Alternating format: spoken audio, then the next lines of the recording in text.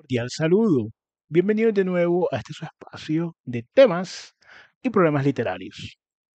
Este 23 de abril es importante hacerse varias preguntas. Celebramos el Día del Idioma, ciertamente, pero ¿qué es lo que celebramos? ¿Cuánta importancia tiene la resistencia o la ductibilidad, la maleabilidad del idioma frente a nuevas corrientes, frente a propuestas revisionistas del mismo, como por ejemplo el lenguaje inclusivo, frente a también fenómenos tecnológicos que lo afectan, como por ejemplo el meme? Vamos a hablar un poco de eso, no sin antes recordar que soy Sundia Tequeita, escritor, miembro fundador del colectivo artístico Epísteme Colombia y su anfitrión en este su espacio.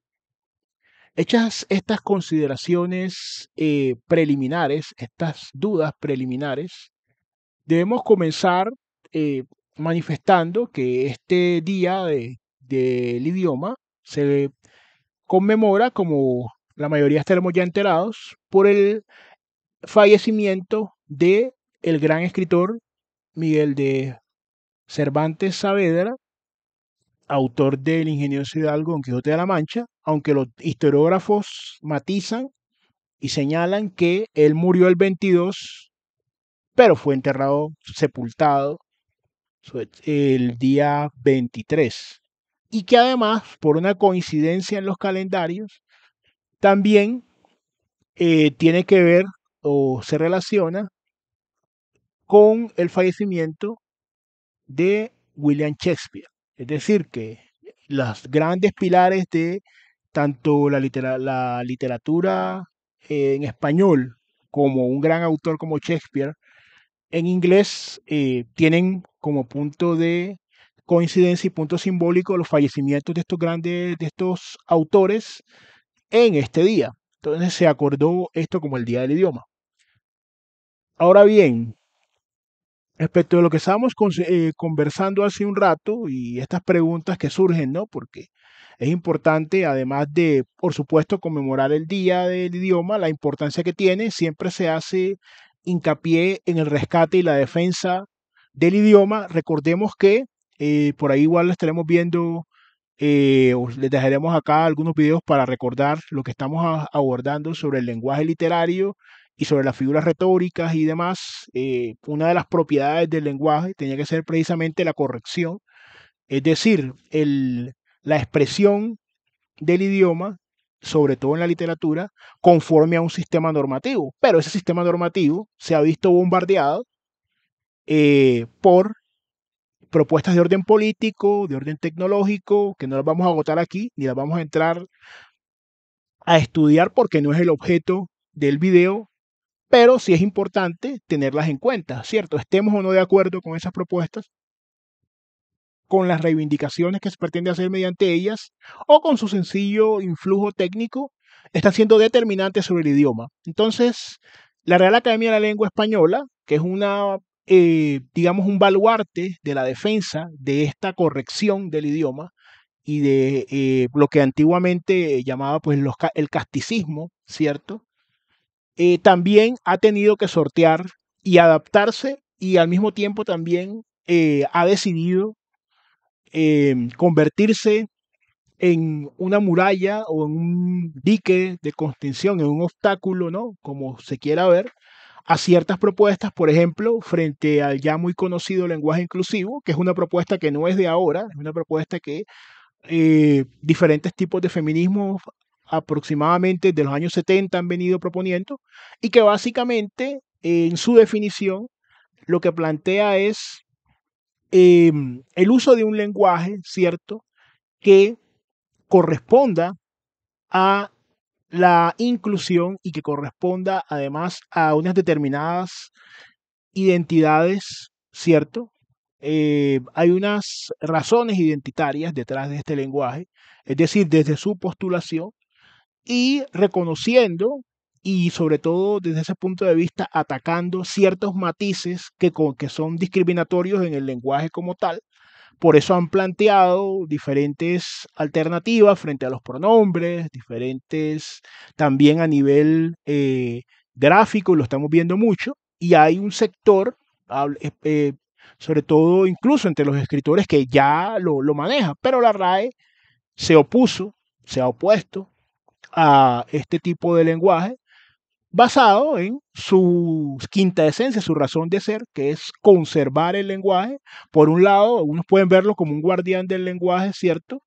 Para evitar la desintegración y la segmentación que plantea los elementos ideológicos, desde este punto de vista, que plantea el lenguaje inclusivo. Para otros es un policía del lenguaje, ¿cierto? Que representa determinados sectores reaccionarios que se oponen precisamente a la reivindicación que busca el lenguaje inclusivo desde su percepción. Entonces aquí tenemos un fenómeno contemporáneo donde un sector de la academia, ¿cierto? Porque esto no ha salido de, digámoslo así, una porción de la comunidad o de la sociedad, mejor dicho, que no está cualificada. Aquí estamos hablando de una sociedad civil organizada desde el punto de vista de la academia que lo ha propuesto y otro segmento también perteneciente a esa misma academia que se opone a ese cambio.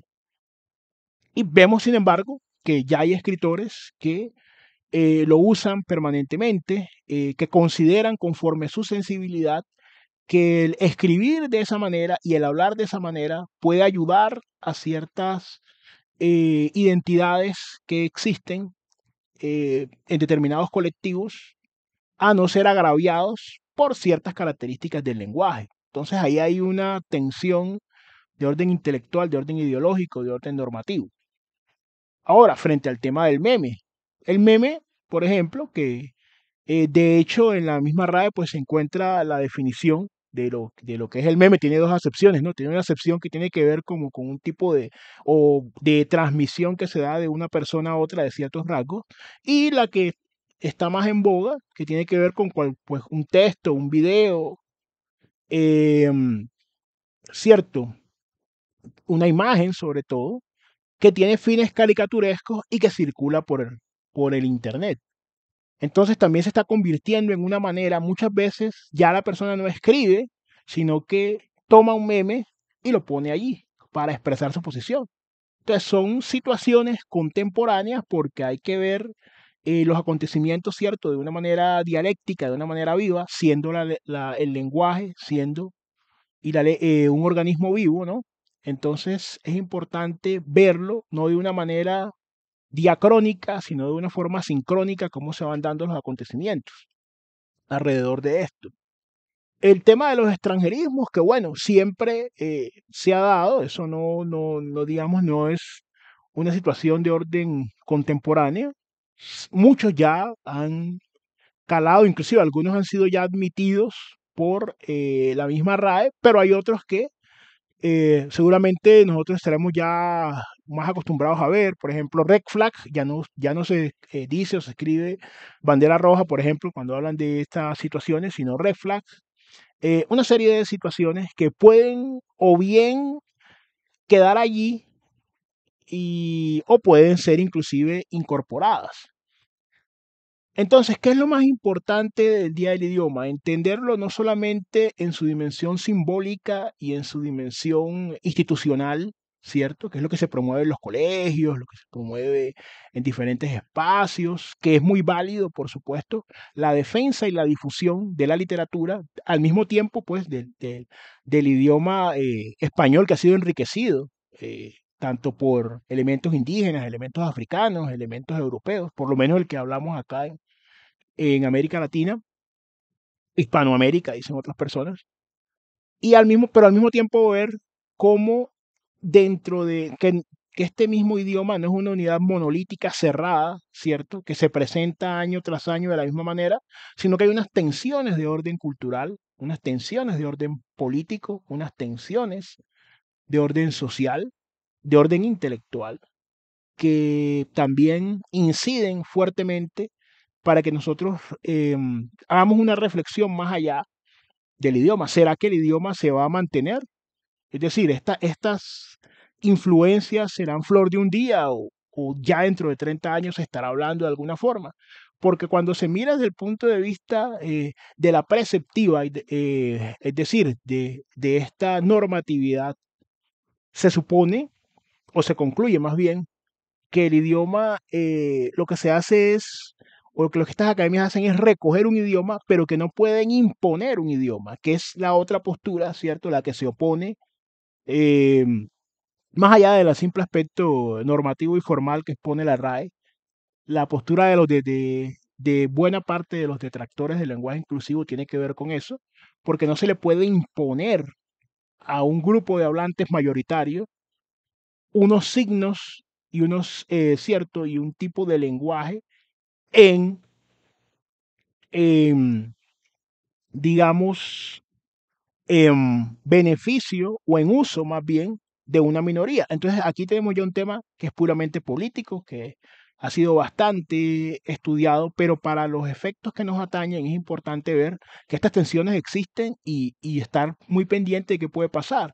También frente al tema del meme, pues en este aspecto sí lo voy a decir. Yo pienso que si usted puede redactar un texto, eso le va a ayudar a su capacidad no solamente de expresión por escrito, sino a su capacidad de análisis, de síntesis, una serie de competencias.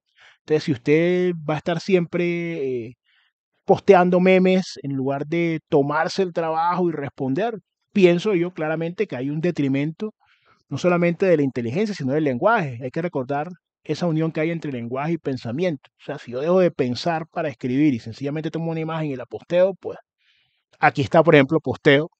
Es ya una castellanización de post, por ejemplo. Aquí tenemos un ejemplo, pues, en vivo y en directo de cómo esto nos afecta. Es importante, por eso tratamos de el tema del Día del Idioma hoy, abordarlo de un modo un poco eh, más heterodoxo, ¿no? No concentrarnos únicamente en todo el tema pues del origen y demás, que es bien importante, por supuesto, sino también mirar estas tensiones, por mencionar solamente dos, porque hay muchas más, pero esas dos para tenerlas en cuenta. Entonces, ¿qué opinión tienes tú respecto de esto? ¿Piensas que, por ejemplo, dentro de unos años, digamos, ciertas palabras ya van a ser más dominantes? ¿Será que este lenguaje inclusivo logrará colar y llegar no solamente a la academia, sino a los hablantes? ¿Se convertirá entonces en un lenguaje normativo de alguna forma? ¿Qué variaciones podría tener? Y también todo el tema del meme. ¿Qué piensas del meme? ¿Piensas que es un uso legítimo, no? Y que ahorra tiempo, o que es necesario escribir una respuesta, o que a veces no queda sino sencillamente publicar ese meme? Bueno, esperamos entonces que ustedes se suscriban al canal, compartan el contenido, lo más importante, comenten, y no siendo más por el momento, nos veremos en un siguiente episodio de Epísteme Colombia Literatura.